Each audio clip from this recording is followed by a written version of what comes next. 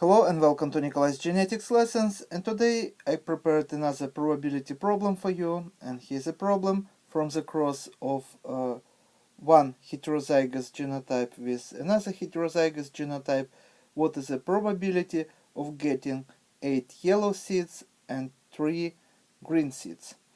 As usual, I recommend you to pause video here, try to solve this problem on your own first, and when you would be ready, you can run video again and you can compare your answer with my answer and explanation. Just a couple days ago, I already showed how to solve analogous problems, but that time we had boys and girls. So today, problem going to be a little bit more complicated. But let me explain step by step how we are going to solve this problem for those people who don't know how to solve such problems yet. And for those people who know, please bear with me. As Russian proverb says, repetition is a mother of learning. So we have total number of seeds 8 plus 3, so 11 seeds. And for example, this is going to be seed number 1, 2, 3, 4, 5, 6, 7, 8, 9, 10, and 11. If you want to solve this problem just listing all the possible combinations and find how many of them would produce yellow phenotype and how many of them produce green phenotype, this would take you many hours, if not days, because how many variants we have that the first seed, for example, if we take from the box, would be yellow or green. So how many combinations? There are 2 combinations. Seed can be with yellow or green. If we would take from the box second seed, what is the combinations possible? Once again, seed can be with a yellow or green, so every time we pick up a seed, we have to choose between with a yellow or green. So in order to find how many different variants are possible, we have to multiply and use product rule in order to find all the possible combinations. Number of the possible combinations would equal to 2 in the power of 11.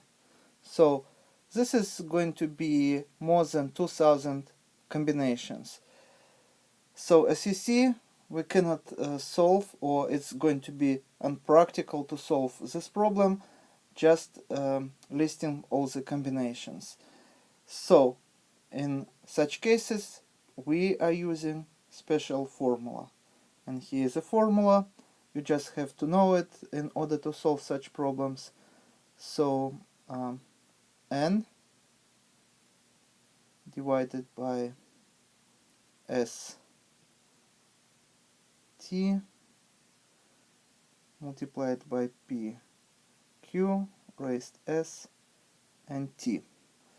So I maybe was a little bit slow recalling this formula because I was using a mnemonic technique to recall this formula. I will tell you this mnemonic technique. Maybe this also would be helpful for you. In order to recall this formula, I just have to recall one word that is non-stop. N, non, S, T, and P, so non-stop. And I remember Q just because I remember that in probability problems we always have a probability P plus Q that equals to 1 or 100%. And this exclamation mark we call factorials. In a minute I will explain you. This is very easy how to use factorials. So N in this formula stands for the total number of independent events or trials, and total number is 8 plus 3, 11. So let's write down this number, 11 factorial divided by s factorial, and s stands for the number of one type of events, or first type of events. In our case this is 8 yellow, so divided by 8 factorial, and t stands for the number 2 second variant of events, independent events, and this is 3 green, so 3 factorial. And in this formula n always equal s plus t, so 11 equals to 8 plus 3. And we also have to multiply by probability of type 1 event. And what is the probability? That when we cross two heterozygous genotype, that we are going to get yellow and green. So let's do a simple Punnett square. We have capital Y and small y for parent 1, and capital Y, small y for parent 2. So this is simple Punnett square, and it will help us to solve this problem and find probability. So capital Y here, capital Y, small y here, capital Y, small y here, and small y here. So as you see, 3 out of 4 genotypes would produce yellow phenotype, and 1/4 would produce green phenotype. So probability of event A, or first type of event, or yellow seeds, so let me underline, would be 3/4. So 3 out of 4 probability that when we cross two heterozygous parents, that progeny would be phenotypically yellow. So we have to multiply by 3/4 and raised s, so this is going to be the same number. So let me show it here with a row, and so we have to raise 8, and then we have to multiply by probability of the second type of event, and this probability is 1/4. So we have to multiply by 1/4, and according to our formula, raised the same number as type 2 events. So here we have 3, so we have to put power of 3 here. So this is very easy, as you see. You just have to pay attention, and those people who saw my video about 4 girls and 3 boys, this is analogous problem, but in that example probability of girls were 1/2 and probability of boys were 1/2. So that problem was a little bit easier. This time we have probabilities that is not equal, but you have to know that P plus Q always equal 1. So 3/4 plus 1/4 have to equal to 1. So and type 1 probabilities and plus type 2 probabilities have to equal to n in our formula. So let me now explain what is a factorial is, and this is also very easy. For example, factorial 3 would equal 3 multiplied by 2 and multiplied by 1. And factorial, for example, 5 would equal to 5 multiplied by 4, by 3, by 2, and by 1.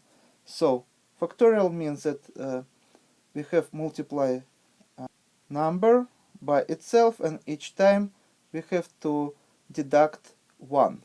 So factorial of 6 would be 6 multiplied by 5, by 4, by 3, by 2, and by 1, and so on. So factorial of 11 would be 11 multiplied by 10, by 9, by 8, by 7, by 6, by 5, by 4, by 3, by 2, and by 1. Now we have factorial 8, so 8 multiplied by 7, by 6, by 5, by 4, by 3, by 2, and by 1. And we also have here factorial 3, so multiplied by 3, by 2, and by 1. So we can cross this number that we see underline, and we can cross all these numbers above the line. We can cross out 1 because any number multiplied by 1 would be the same number. Also we can cross 2 here, and we can cross 10 here and put 5. So what we are going to get 165 multiplied by 3 quarters raised 8 and multiplied by 1 quarter raised 3. And the answer would be 0.26. And this is probability that if we pick up randomly 11 seeds, 8 of them would be yellow and 3 of them would be green. Now I ask you to pay attention to the problem when you see that order is not given. So 8 seeds of yellow seeds and 3 green seeds can go in any order. For example, first seed can be green, then yellow, then green again, then yellow again. So many different combinations. In this case we use this formula, and if order is given, for example, if question would be what is the probability that first 8 seeds would be yellow and last 3 seeds would be green, and the answer would be completely different. Because order is given, then our calculations would be maybe faster and easier. We have to multiply 3 quarters by itself 8 times, and then we have to multiply by probability of 3 green seeds, which is 1 quarter multiplied by 1 quarter and by 1 quarter. And when order is given, everything we have to do, we just have to multiply probabilities and of each independent event. But when order is not given, you have to use this formula. And this is all for today. Thank you for your attention. Please subscribe for my new videos that I post almost every day. Thumbs up if you like this video. Please write your comments, questions if you have any. And see you in the next video. Goodbye.